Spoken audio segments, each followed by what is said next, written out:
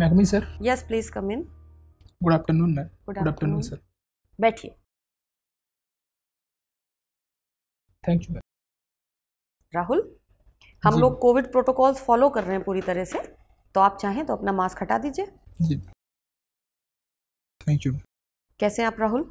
बढ़िया। बढ़िया।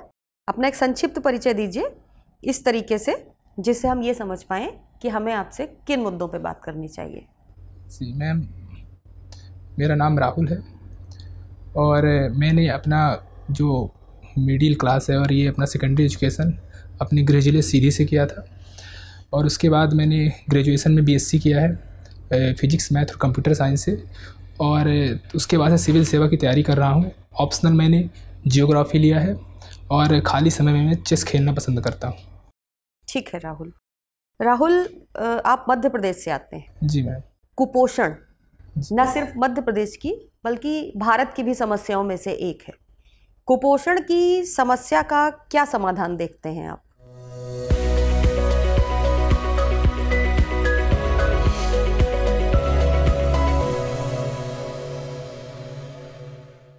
कुपोषण के लिए जो सरकार द्वारा बहुत सी योजनाएं चलाई जा रही हैं, पर मुख्यतः एक समस्या है कि उन योजनाओं का सही से क्रियान्वयन नहीं हो पा रहा है और जो व्यक्ति हैं निचले स्तर तक उसकी पहुंच नहीं हो पा रही है। मुख्यतः कारण ये है मैम। अच्छा। तो इस कारण से कुपोषण अभी भी बना हुआ है हमारे। तो जो ये क्रियान्वयन है ये ढंग से क्यों नहीं हो पा रहा है? प्रशासन की खामी है इसमें, किसकी गलती है? मैम प्रशासन की खामी नहीं है, प्रशासन अपने स्तर पे कार्य कर रही है, अच्छा कार्य कर रही है, लेकिन कोई भी योजना को निचले स्तर पे ले जाने के लिए एक सुनिश्चित ढंग से कार्य करना पड़ता है। तो कहीं ना कहीं जो जनता की अजागरूकता है और निचले स्तर पे कहीं ना कहीं थोड़ा बहुत भ्रष्टाचार भी देखा जाता है। स्कूल स्तर पे जैसे मध्याह्न भोजन कार्यक्रम जैसे होता है उनमें, तो इसके तहत थोड़ा बहुत भ्रष्टाचार देखा जाता है जिससे कारण सही से क्रियान्वयन नहीं हो पा रहा है। और दूसरी बात मैम, जो माता पिता हैं, सरकार द्वारा बच्चों को स्कूल में पोषक आहार उपलब्ध कराने की व्यवस्था की गई है, लेकिन माता पिता बच्चों को स्कूल भेजते नहीं, देखा जाता है कि प्राय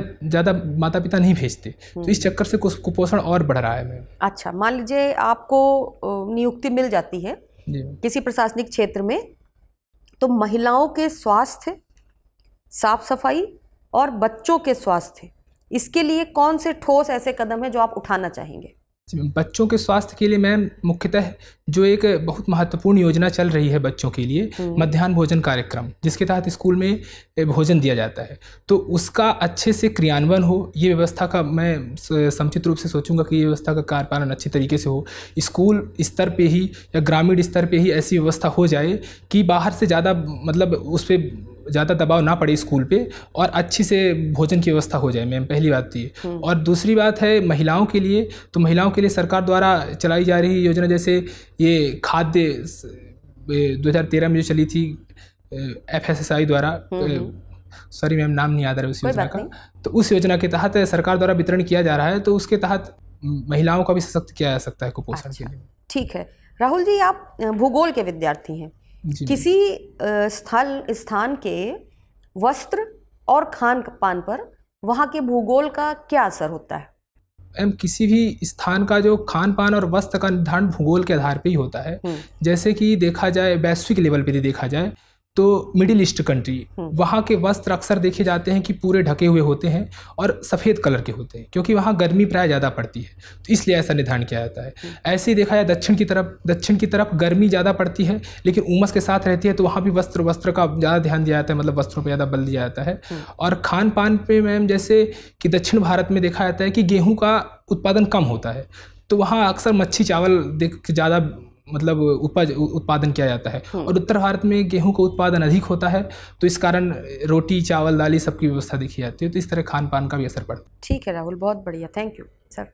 राहुल द्विवेदी, मध्य प्रदेश से हैं आप? जी सर। अच्छा, और उत्तर प्रदेश लोक सेवा आयोग का एग्ज़ाम दे रहे हैं, मतलब इंटरव्यू देने पहुँचे हैं। अच्छा, तो मुझे ये बताइए कि आप चेस खेलना पसंद करते हैं? जी सर। तो एंटी चेस क्या होता है? Anti chess? हाँ, एंटी चेस।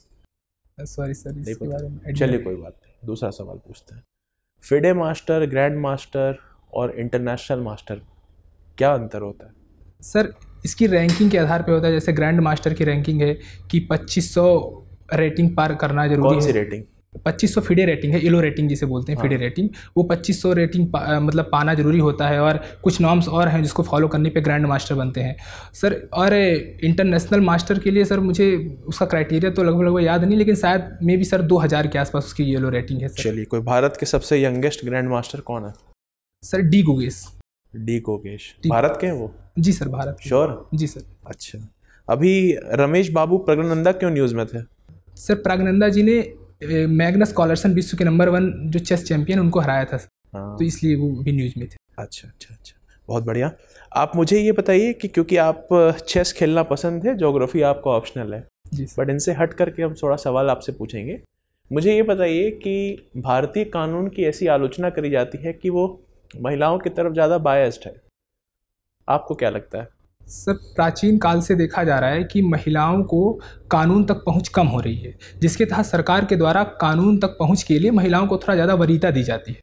बायस्ड नहीं कह सकते, क्योंकि वो अभी भी निम्न स्तर पे हैं, तो उनको उठाने का प्रयास किया जा रहा है, जिससे थोड़ा उनको प्राथमिकता दे दी जाती है। तो कुछ पुरुषवादी सोच, जो प्रतिसत्तात्मक सोच है, उनको लगता है कि ये बायस्ड कानून है, लेकिन ऐसा नहीं है सर। ऐसा नहीं है। अच्छा, तो संविधान में हर चीज़ में महिलाओं के संरक्षण की बात करी गई? जी सर। कितनी संविधान सभा में कितनी महिलाएं थी? सर संविधान सभा में 15 महिलाएं थी सर। केवल 15 महिलाएं थीं? और संविधान सभा की कुल संख्या कितनी थी? संविधान सभा की कुल संख्या सर 389 थी, उसके बाद 299 हो गई। हाँ, तो मुझे ये बताइए कि केवल 15 महिलाओं से कैसे हम कह सकते हैं कि संविधान में पुरुषवादी मानसिकता हटा करके एक प्रकार से नवीनीकरण, एक प्रकार से महिला सशक्तिकरण की बात करता है? सर उस केवल समय 15 महिलाएं, आप समझ रहे हैं इसका मतलब? जी सर, जी सर। हाँ। सर उस समय का जो परिवेश था, उस समय पर महिलाओं को पहले से ही इतना दबाया गया था कि जिससे महिलाएं उभर कर सामने नहीं आई थी राजनीति में इतना। इसी के उद्देश्य से देखते हुए संविधान निर्माताओं ने महिलाओं को विशेष प्रावधान दिया, जिससे वे आगे आ सकें सर। क्या प्रावधान दिया महिलाओं को? सर महिलाओं को हर चीज़ में, जैसे आरक्षण का प्रावधान हो गया। ये भी तो लिखा है ना, राज्य चाहे तो विशेष प्रावधान बना सकता है। कहाँ बनाया? अभी यूनाइटेड नेशन की रिपोर्ट आई है जिसमें देश के अंदर ये तो संविधान एक प्रकार से विफल होता प्रतीत होता है कि हमारे देश में यूनाइटेड नेशन के रिपोर्ट के हिसाब से हमारा देश ऐसा देश है जिसमें महिलाओं, जो महिला प्रतिनिधि हैं, बहुत कम हैं। सर महिला प्रतिनिधि कम है, हालांकि पिछले दशक से देखा जाए, पिछले जो चुनाव हो रहे हैं उसके महिला प्रतिनिधियों की मात्राएं धीरे धीरे बढ़ रही हैं, और संभावना है कि धीरे धीरे बढ़ेंगी भी। और बात रही यूएन की, तो यूएन की रिपोर्ट जो होती है वो विकसित देशों की तुलनात्मक रूप से हमसे किया जाता है, विकसित देशों का, और हम अभी भी विकासशील देश में आते हैं। तो बांग्लादेश विकासशील है कि विकसित है? बांग्लादेश तो विकासशील देश में आता है सर। तो फिर बांग्लादेश से हम पीछे क्यों रह गए? सर हमारे यहाँ की इसे डेमोग्राफिक और हमारे यहाँ का जो सोच है थोड़ी सी अभी भी बताया सर कि मैंने मात्र पितृसत्तात्मक सोच है, जिसको अभी दूर किया जा रहा है, और धीरे धीरे संभावना है कि महिलाओं की जो संख्या है वो धीरे धीरे उत्तरोत्तर वृद्धि होगी। कैसे बढ़ेगी? जैसे सर अभी लोकसभा में जो महिलाओं के आरक्षण की बात चल रही है, बिल पेश करने का, कि वो उस पर बात चलेगी, वो पहले 1974 से चल रही है। तो चल रही सर, धीरे धीरे बात होगी, सभी पार्टियां आपस में मतभेद दूर करके आपस में साथ आएंगे, तो हो सकता है कि आगे आने वाले समय में बिल पास। चलिए, कोई बात नहीं। Thank you Rahul. Thank you. Rahul, आप मध्य प्रदेश से आते हैं। मध्य प्रदेश को टाइगर्स का स्टेट कहा जाता है। कितने टाइगर रिजर्व हैं आपके यहाँ? सर मध्य प्रदेश में सर वैसे स्टेट लेवल से 7 हैं, पर इंडिया में 6 उसको रिजर्व दर्जा दिया गया है। 6 कौन कौन से? Sir Kanha tiger reserve, Satpura tiger reserve, Pench tiger reserve और संजय टाइगर रिजर्व। कौन सा सबसे बढ़िया है जहाँ पे जाएंगे और ये कहा जाए कि अगर आप टाइगर नहीं देखे तो आप अनलकी हैं? सर डेंसिटी के मामले में बांधवगढ़ टाइगर रिजर्व डेंसिटी में सर्वप्रथम था आपने। तो एक बात बताइए, मध्य प्रदेश में इतने टाइगर्स क्यों हैं? सर चूंकि मध्य प्रदेश सबसे बड़ा वन क्षेत्र वाला एरिया है, और टाइगर वहीं रहेंगे जहाँ वन की मात्रा ज़्यादा अधिक रहे, और मध्य प्रदेश पहले से ही जो टाइगर का कंजर्वेशन संरक्षण करने पे ज़्यादा जोर दे रहा है। और जो यहाँ तक कि जो सफ़ेद शेर है, जो भारत का सफ़ेद शेर कहे दे तो विश्व का सफ़ेद शेर जो एकमात्र शेर देखा गया था रीवा, वो रीवा में देखा गया था, तो मध्य प्रदेश। क्या नाम था उसका? मोहन सर। सही बताया। अच्छा ये बताइए कि आपका वैकल्पिक विषय क्या बताया आपने? भूगोल। अच्छा, और आप चेस खेल रहे हैं। ये चेस में ऐसा क्या 3 बात आप सीखेंगे प्रशासन में यूज़ कर लें?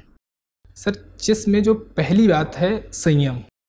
यदि आप जीत भी रहे हैं, कोई भी बाजी जीत रहे हैं या कोई अब सफलता प्राप्त कर रहे हैं, तो संयम के साथ काम लें।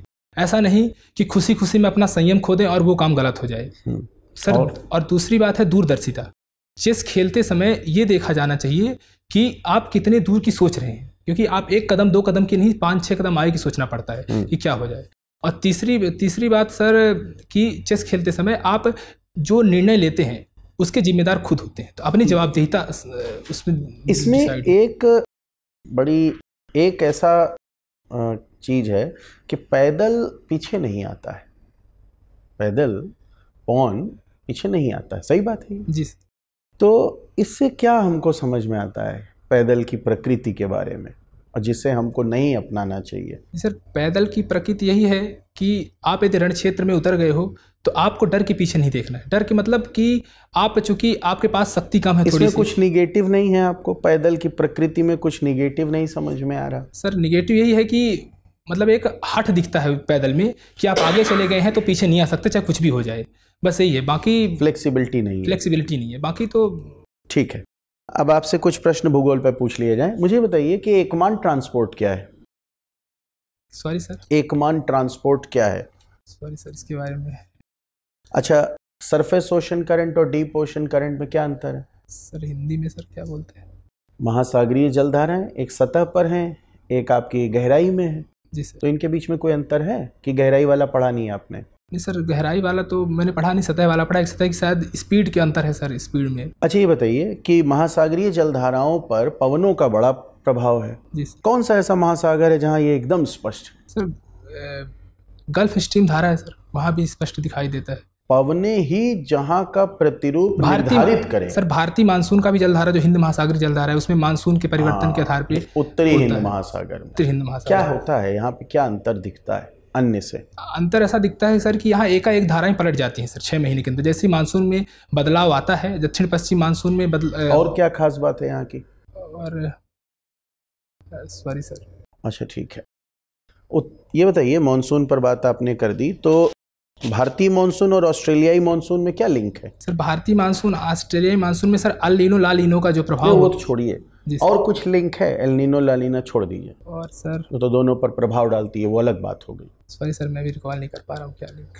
अच्छा एक बात बताइए, अंतिम प्रश्न है आपसे, कि भारत का जो लिटरेसी रेट अगर हम राज्य वाइज देखें, क्षेत्र वाइज देखें, तो क्या इसमें कुछ भूगोल का असर पड़ रहा है? जी भूगोल निर्धारित कर रहा है क्या? जी सर, भूगोल निर्धारित। सर बिहार की लिटरेसी रेट सबसे कम है।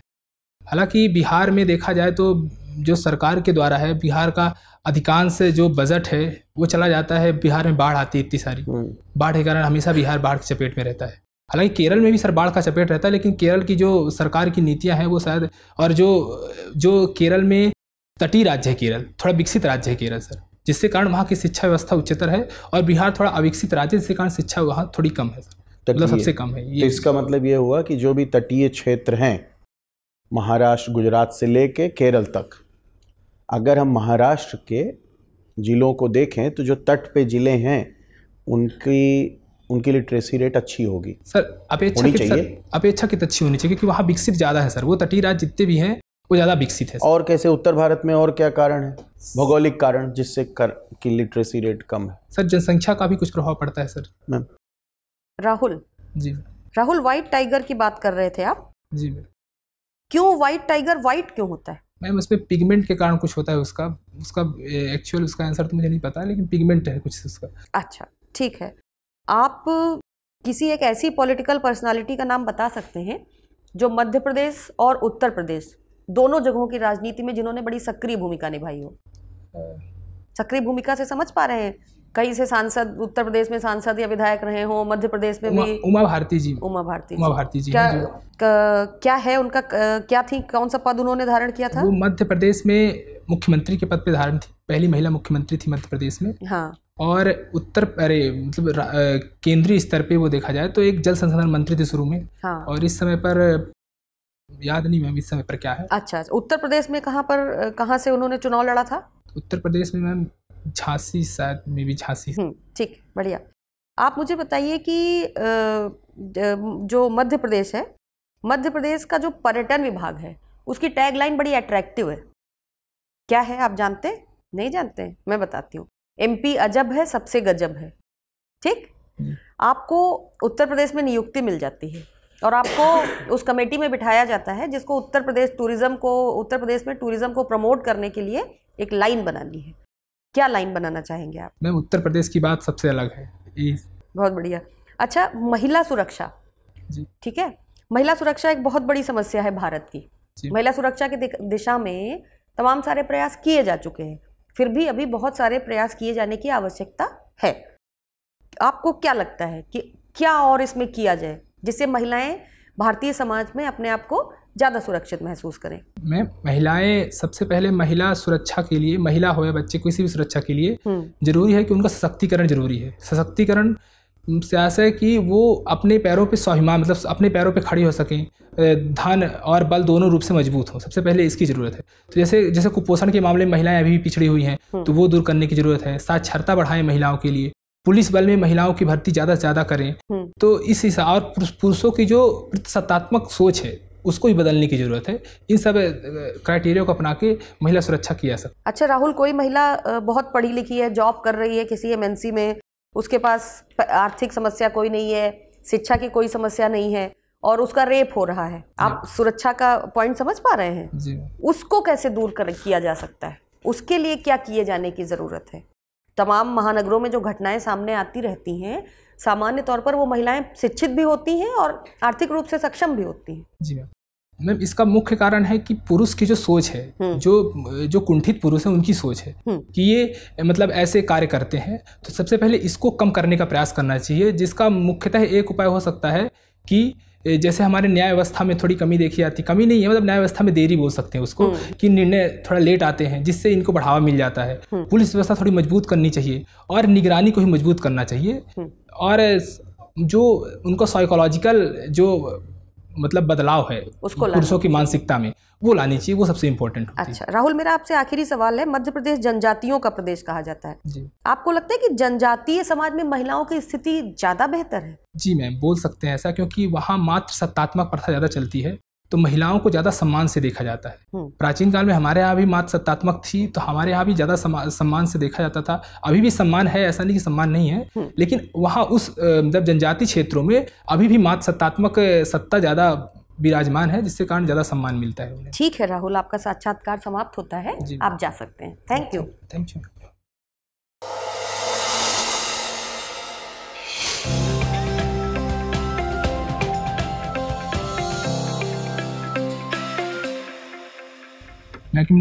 Yes please come in Rahul, बैठिए। कैसे राहुल? बढ़िया। कैसा लगा इंटरव्यू देकर? पिछली बार से अच्छा लगा। पिछली बार से अच्छा रहा? पहले मॉक दे चुके हैं? जी। यहीं पर दिया था? अब पिछले साल दिया था मैम। पिछले साल दिया था, अच्छा। राहुल, क्या कमी लगी आपको? कोई कमी लगी? जी मैम। क्या कमी लगी? पहला सर ने ज्योग्राफी ऑप्शनल के बारे में पूछा था, कुछ क्वेश्चंस वो नहीं बता पाया मैं। ठीक है।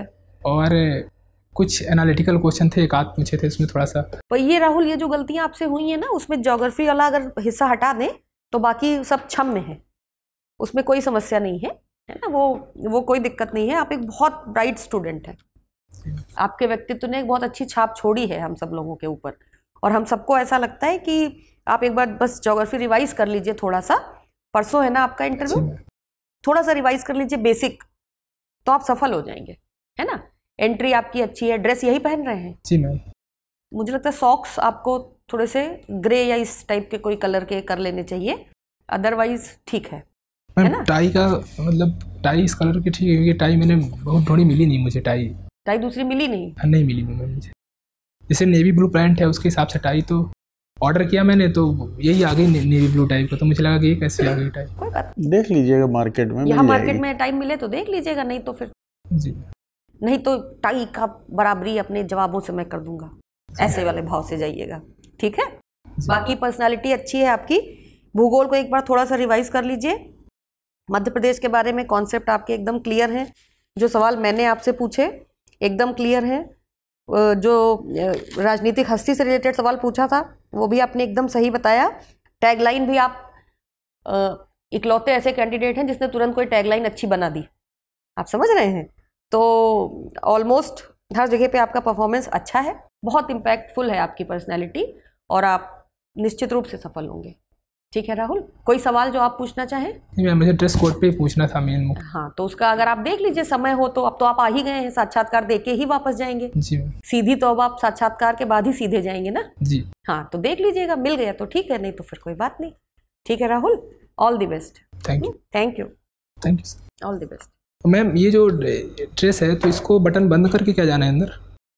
बैठते समय खोल लीजिएगा, एक लगा के आइएगा, जैसे एक आपने लगा खोला के था ना, आइएगा, बस वैसे ही, बस। वो एकदम सही था। जी जी उसमें कोई दिक्कत होती तो हम टोक देते आपको। जी जी ठीक है, जी। Okay, thank you.